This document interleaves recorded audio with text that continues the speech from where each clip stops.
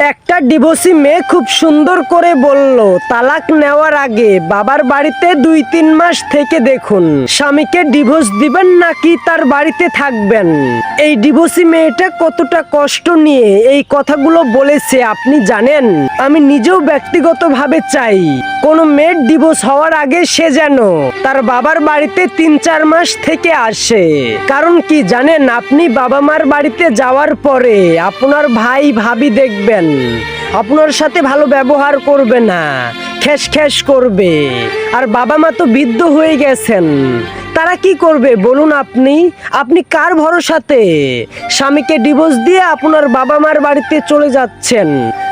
শুনেন, তাড়াহুড়া করে কিছু করতে যায়েন না, কারণ জীবনটা আপনার একটা ভুল সিদ্ধান্তের জন্য সারাটা জীবন আপনাকে পস্তাতে হতে পারে।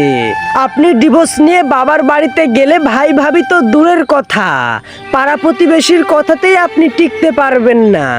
আপনার কোনো দোষ যদি নাও থাকে তবুও সেখানে সমস্ত দোষ আপনাকে দেওয়া হবে, কারণ আপনি মেয়ে। আপনি ডিভোর্স নিয়ে শেষ বয়সে আপনার বাবাটাকে হার্ট অ্যাটাক করাইতে বাধ্য করেন না, কারণ যেই বাবা তার নিজের জীবনের চেয়েও বেশি আপনাকে ভালোবেসেছে সেই বাবা কখনোই আপনার ডিভোর্সটাকে ভালোভাবে নিতে পারবে না। আর হ্যাঁ, ডিভোর্স নেওয়ার আগে কোনো এক ডিভোর্সি মেয়েকে গিয়ে জিজ্ঞাসা করুন, তাকে গিয়ে বলুন আমার স্বামী আমাকে অত্যাচার করে, আমাকে মারধর করে, আমি কি ডিভোর্স নিব?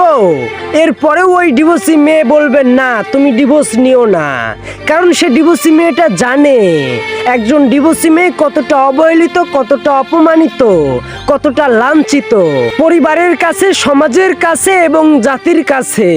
তাই তোমাদের একটাই কথা বলতে চাই, কষ্ট করে হলেও স্বামীর ঘরটা করে যাও।